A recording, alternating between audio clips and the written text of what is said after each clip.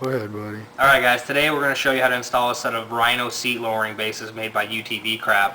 First of all, let's take a look at what we have here. First, we're going to have the tools that we need to do the installation.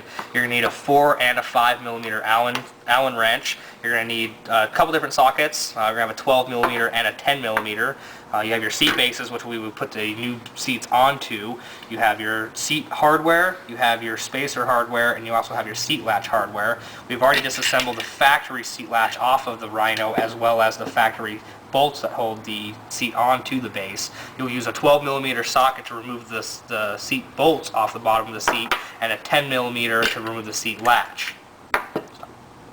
Alright guys, now we're going to install your factory seat latch onto the new seat lowering base. Now one thing you have to take into consideration is there is a driver and a passenger and a top and a bottom. All your cutouts on the side of the seat base will determine if they are the driver's or passenger side. The cutouts will go to the outmost side of the vehicle, and the countersunk holes will go towards the bottom of your seat frame. Now what we're going to do is you're going to use your factory seat latch and you're going to put it on top of the seat base rather than being underneath it like your factory one.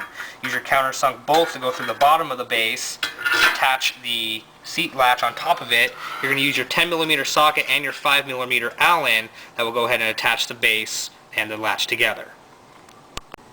Alright guys, now that we've installed the factory seat latch onto the seat lowering base, we're going to install the urethane bushings that go against the backside, which will help prevent the seat from rattling around once it's installed in the vehicle. You're going to use a 4 millimeter Allen and the supplied hardware that we give you.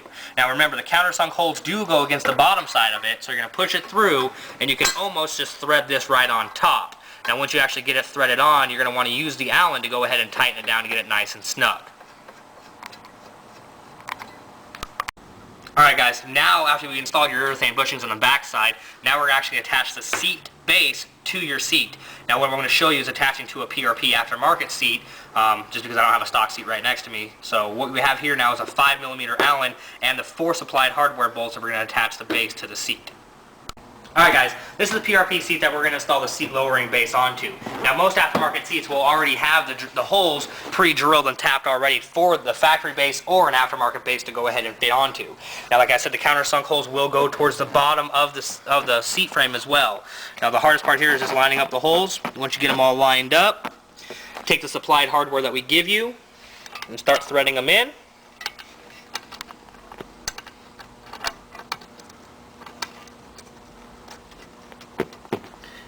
And once you get it in there, you're just going to use your 5 millimeter Allen, snug them down nice and tight.